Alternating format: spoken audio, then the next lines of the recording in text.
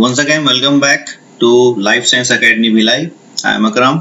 हम लोगों ने अब तक मॉडर्न इकोलॉजी में लोटका वोल्टेला मॉडल का पार्ट 1 देखा था। अब पार्ट 2 हम लोग जो है इस वीडियो में देखेंगे। तो स्टार्ट करते हैं हम लोग। लोटका वोल्टेला मॉडल प्रेडिक्ट करता है कि कोई भी एक स्पीसीज दूसरी स्पीसीज को एक्सक्लूड कर देगी। और कब होगा?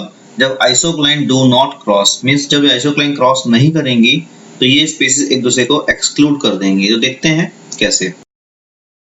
हमने लास्ट वीडियो में देखा था जीरो आइसोक्लाइन, फिर से रिपीट कर लेते हैं। तो हमने माना कि दो लाइंस ली एक्स एंड वाई एक्सिस में, जहां पर n1 और n2 पॉपुलेशन साइज और k1 k2 जो उनका कैरिंग कैपेसिटी था।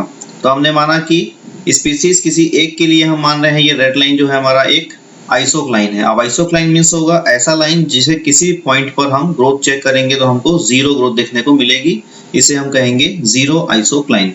तो अब ये लाइन जो है, लाइन के अंडर में देखेंगे एक ट्राइंगल का एरिया बन रहा है। तो इस ट्राइंगल के किसी पॉइंट पे अगर हम चेक करेंगे तो पॉपुलेशन की साइज जो है n1 की हमेशा हमको इंक्रीज मिलेगी।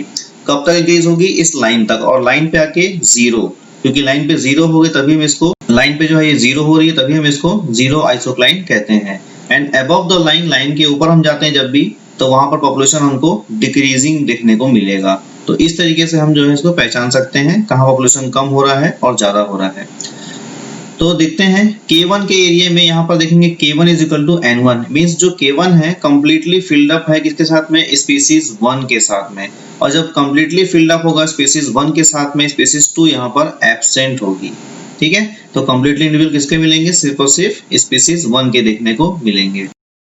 नेक्स्ट देखते हैं जीरो आइसोक्लाइन फॉर N2। अब अगर दूसरी कोई स्पीसीज है उसके लिए हम बनाए तो सेम ग्राफ रहेगा, बस यहाँ पर चीजें जो है वो स्पीसीज 2 के लिए हो जाएंगी। तो सेम ग्राफ हमने अब लिया है और सेम चीज होगी कि स्पीसीज का जो आइसोक्लाइन है उसमें हमने 3 पॉइंट शो किए हैं। किसी भी पॉइंट पर हम देखेंगे तो आइसोक्लाइन ग्रोथ लाइन में जो है ग्रोथ जीरो देखने को मिलेगी। और लाइन के अंदर जो ट्राइंगल एरिया बन रहा है यहाँ पर हम देखेंगे पॉपुलेशन जो है इंक्रीजिंग ऑर्डर में दिखाई देगी। कहाँ तक? इस लाइन तक, लाइन पे जीरो, और लाइन के अबव एरिया हम जब जाएंगे तो वहां पर पॉपुलेशन फिर से हमको डिक्रीज होती हुई दिखाई देगी। जैसा हमने पहले देखा था, यहाँ पर भी K2 के पॉइंट पे K2 is equal to N2 होगा, मीन्स सारे के सारे इंडिविजुअल किसके होंगे? स्पीसीज 2 के होंगे। यहाँ पर स्पीसीज 2 कंप्लीटली फिल्ड अप होगा और स्पीसीज 1 जो इस एरिया में होगी वो एब्सेंट होगी। तो ये एक सिंपली रफ आइडिया था जीरो आइसोक्लाइन N1 और N2 के लिए। अब अगर हम माने कि दोनों आइसोक्लाइन एक दूसरे के अबव हैं, तो पहली कंडीशन में हम ले रहे हैं कि if zero isocline for species 1 is above species 2। तो ग्राफ से हम देखते हैं, हमने माना N1 N2 जो है हमारी पॉपुलेशन नंबर ऑफ स्पीसीज की है, K1 K2 इनकी कैरिंग कैपेसिटी है। अब हमने माना कि दो लाइन हमने ली है, रेड लाइन स्पीसीज 1 के लिए और ब्लू लाइन स्पीसीज 2 के लिए है। तो हम देख रहे हैं कि स्पीसीज 1 और 2 के दोनों के नीचे में ही एक ट्राइंगल का एरिया बन रहा है।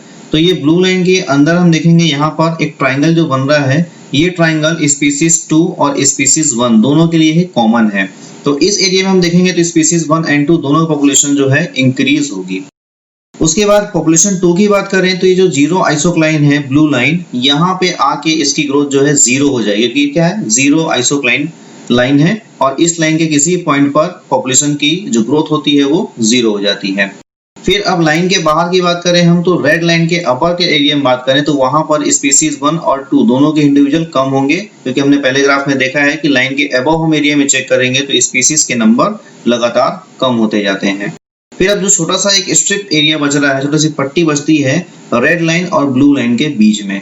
तो इस लाइन पे हम देखेंगे क्योंकि स्पीसीज 2 के ये जो एरिया है अबव है, ऊपर है, तो स्पीसीज 2 के नंबर यहाँ पर क्या होंगे? डिक्रीज होंगे। जबकि ये एरिया अभी भी स्पीसीज 1 के रेड लाइन के अंदर में है, तो यहाँ पर स्पीसीज 1 के नंबर इंक्रीज होंगे। और सारे के सारे जो ट्रैजेक्टरीज हैं, ग्रोथ लाइंस जो हमको शो करेंगी, उनका डायरेक्शन रहेगा K1 की तरफ। K1 की तरफ डायरेक्शन शो करता है कि स्पीसीज 1 के नंबर लगातार इंडिविजुअल इंक्रीज हो रहे हैं और स्पीसीज 2 यहाँ पर डिक्रीज हो रही है। तो हम फाइनल जो आउटकम देखेंगे तो स्पीसीज 1 विल विन। तो इस कंडीशन में स्पीसीज 1 जो है हमारी वो विन करेगी। क्यों विन करेगी? क्योंकि N1 जो कंप्लीटली फिल्ड अप है K1 के साथ में, मींस K1 कैरिंग कैपेसिटी है स्पीसीज 1 की और सारे के सारे इंडिविजुअल किसके हैं? N1 के प्रेजेंट हैं। तो ऐसी कंडीशन में स्पीसीज 1 जो है वो 2 को एक्सक्लूड कर देगी, क्योंकि हम देख रहे हैं कंडीशन है N1 is equal to K1 and N2 is equal to 0 यहाँ पर। तो इन दो कंडीशंस की वजह से स्पीसीज 1 यहाँ पर विन कर रही है। अब देखते हैं दूसरे ग्राफ में, if isocline for species 2 is above species 1। अब कंडीशन में जस्ट रिवर्स ले ली है। अब हम मानेंगे कि स्पीसीज 2 का जो आइसोक्लाइन एरिया है, आइसोक्लाइन लाइन है, वो स्पीसीज 1 के अबव में है। तो सेम चीज दोनों लाइंस के अंदर में एक ट्राइंगल का एरिया होगा, तो स्पीसीज 2 और स्पीसीज 1, तो जो रेड लाइन है स्पीसीज 1 का, इसके अंदर में जो ट्राइंगल है यहाँ पर 1 और 2 दोनों की ही ग्रोथ हमको देखने को मिलेगी। तो स्पीसीज 1 और 2 दोनों ग्रो करेंगे। अब स्पीसीज 1 को डिस्कस करें तो स्पीसीज 1 की ग्रोथ होगी इस लाइन के अंदर के एरिया तक। जैसे ही स्पीसीज लाइन पे जाएगी तो लाइन के किसी भी पॉइंट पे हमारी जो पॉपुलेशन ग्रोथ है वो 0 हो जाएगी, क्योंकि जीरो आइसोक्लाइन ग्रोथ है। फिर अब सेम जो हमने पिछले ग्राफ में देखा था वो चीज यहाँ पर भी, कि जैसे ही ब्लू लाइन के अबव एरिया में जाएंगे स्पीसीज 1 एंड स्पीसीज 2 दोनों के ही पॉपुलेशन जो है वो लगातार डिक्रीज देखने को मिलेगी। फिर से एक ब्लू लाइन और रेड लाइन के बीच का जो एरिया छूटा हुआ है, क्योंकि ये एरिया रेड लाइन के ऊपर में है, तो रेड लाइन के अबव होने की वजह से स्पीसीज जो होती है वो डिक्रीज होगी। क्योंकि हमने देखा है किसी भी पॉपुलेशन के लिए अगर आइसोक्लाइन के ऊपर का एरिया है, अबव का एरिया है, तो वहां पर स्पीसीज के नंबर्स कम होते जाते हैं, इंडिविजुअल कम हो जाएंगे। और वहीं पर ये जो एरिया है स्पीसीज 2 की ब्लू लाइन के नीचे में है, अंडर में है, तो हम देखेंगे इस कंडीशन में स्पीसीज 2 इंक्रीज होगी। और जो लाइंस का डायरेक्शन है वो K2 की तरफ जा रहा है, तो K2 तरफ जाएगा तो सारे के सारे स्पीसीज जो हैं N2 is equal to K2, यानी जितने भी इंडिविजुअल होंगे वो N2 के होंगे, स्पीसीज N2 के पूरे इंडिविजुअल से फिल्ड अप होगा ये एरिया, और N1 जो होगा वो हमारा कंप्लीटली क्या होगा, 0 होगा। इस कंडीशन में स्पीसीज 2 जो है विन करेगी और N2 is equal to K2 हमको यहाँ पर देखने को मिलेगा। Lotka Volterra model predict that coexistence is possible. तो ये मॉडल यही बताता है कि कोएग्जिस्टेंस पॉसिबल है at the point where isocline of zero population growth crosses. Means ये दो लाइन जो हम देख रहे हैं जीरो पॉपुलेशन ग्रोथ की, अगर ये क्रॉस करती है एक दूसरे को तब कोएग्जिस्ट पॉसिबल है, लेकिन ये अनस्टेबल होगा। तो देखते हैं कैसे होगा। अब पहला हम देख रहे हैं अनस्टेबल इक्विलिब्रियम में, तो हमने सिंपल सब चीज ले ली है। अब हमने देखा है कि एक्स एक्सिस पे हमारा K1 है स्पीसीज 1 के लिए, और एक्स एक्सिस में जो इंडिविजुअल Y एक्सिस तरफ जा रहे हैं स्पीसीज 1 के, वहां पर जो कोएफिशिएंट होगा K1 डिवाइडेड बाय अल्फा या अल्फा 1 2, मींस इस एरिया में जो भी इंडिविजुअल रहेंगे स्पीसीज 1 के, उनके ऊपर अल्फा या अल्फा 1 2 का कोएफिशिएंट होगा, यानी स्पीसीज 2 के जो इंडिविजुअल है कुछ कंपटीशन कोएफिशिएंट यहाँ पर अप्लाई करेंगे, इनकी वजह से कंपटीशन होगा। दूसरा ग्राफ हमने ले लिया स्पीसीज 2 के लिए। अब हम देखेंगे यहाँ पर कि अनस्टेबल इक्विलिब्रियम है, वो कैसे। एक्स एक्सिस में हम देखेंगे तो पूरे के पूरे इंडिविजुअल जो है मैक्सिमम किसके दिखाई दे रहे हैं, K1 के, जबकि Y में बात करेंगे हम तो K2 के इंडिविजुअल जो है मैक्सिमम हाइट पे हैं।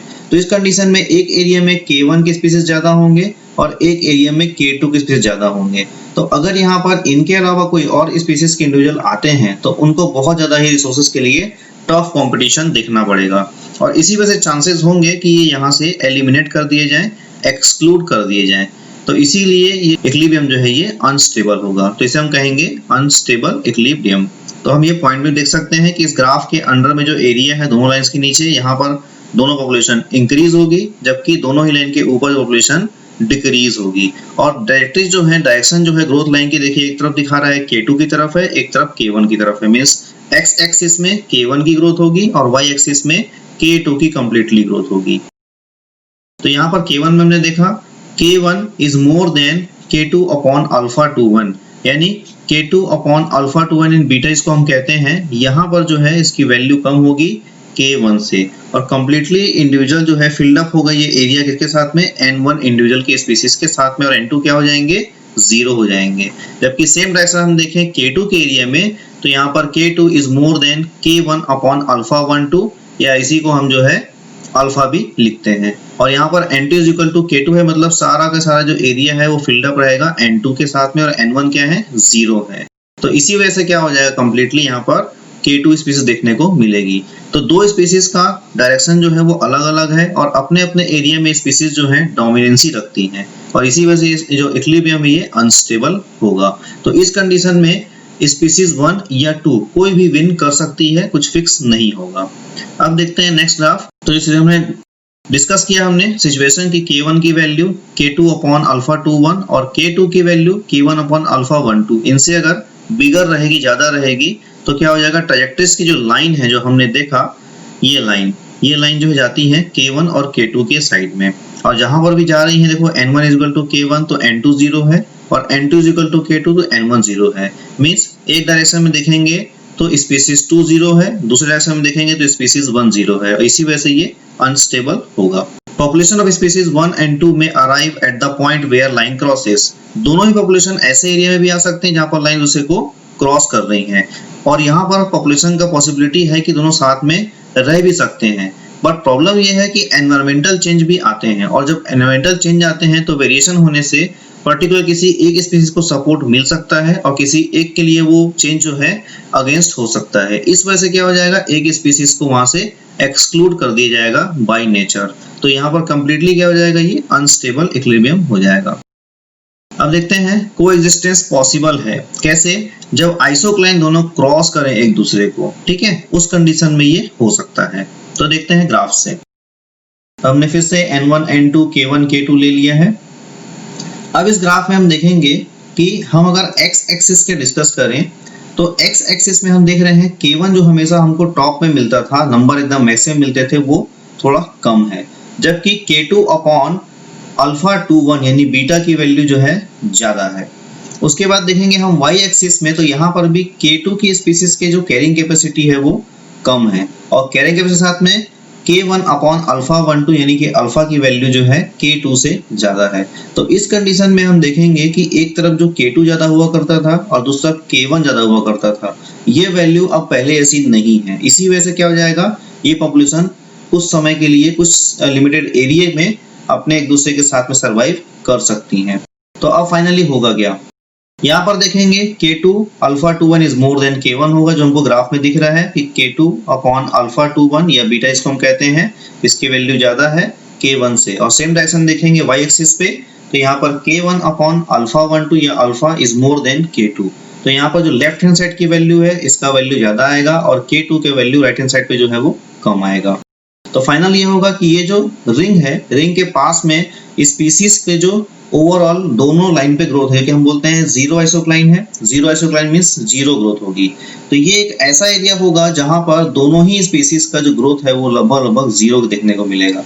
जब जीरो मिलेगा तो जो कंपटीशन के फैक्टर इंक्रीज होने चाहिए वो इंक्रीज नहीं होंगे, और इस छोटे से एरिया में जो इंडिविजुअल है लाइन के आसपास के एरिया में थोड़ा सा वो सर्वाइव कर सकते हैं एक दूसरे के साथ में। इसी वजह से स्पीसीज 1 2 कैन कोएग्जिस्ट जहां पर क्रॉस ओवर हो रहा है। तो ये हमारा होगा स्टेबल इक्विलिब्रियम।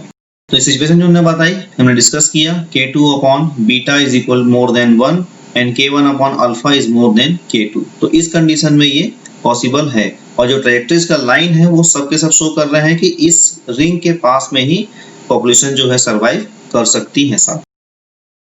ठीक है, अब कभी कंफ्यूजन होता है कि दोनों में हम ग्राफ कैसे पहचाने, अनस्टेबल कौन सा है और स्टेबल कौन सा है। तो मैं उसका डिफरेंशिएशन भी बता देता हूँ।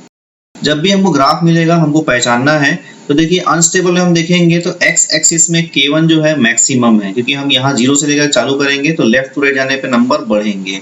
सेम हम बात करेंगे अगर y एक्सिस की, तो N2 के नंबर 0 से हम ऊपर जाएंगे तो यहाँ पर K2 बढ़ेगा। तो यहाँ भी K1 की वैल्यू x एक्सिस में ज्यादा है और K2 की वैल्यू y एक्सिस में ज्यादा है, तो ये होगा अनस्टेबल इक्विलिब्रियम। जबकि स्टेबल की बात करेंगे तो स्टेबल इक्विलिब्रियम में यहाँ पर हम देखेंगे K1 की वैल्यू कम है, किससे, K2 अपॉन बीटा से, और y एक्सिस पे देखेंगे तो K2 की वैल्यू कम है K1 अपॉन अल्फा से। तो इस कंडीशन में जो था हमारा स्टेबल इक्विलिब्रियम देखने को मिल रहा था। ये मेजर डिफरेंशिएशन है कि ग्राफ देके क्वेश्चन हमको पूछा जा सकता है डिफरेंशिएशन के बेसिस पे, तो हम कंफ्यूज ना हो इसलिए मैंने इसको बताया है।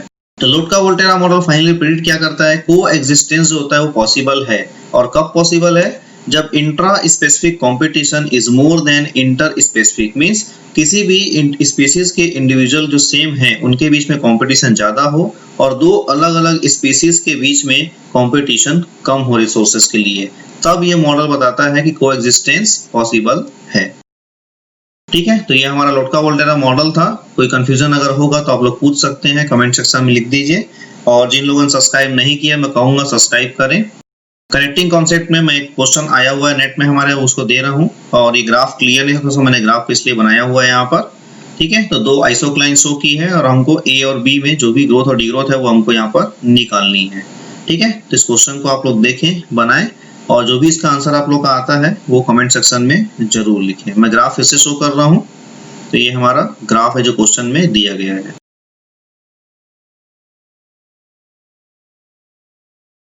अपने जो कॉन्टेक्ट है मैं यहाँ पे शो कर रहा हूँ, आप यहाँ पे कनेक्ट हो सकते हैं हम लोगों के साथ में।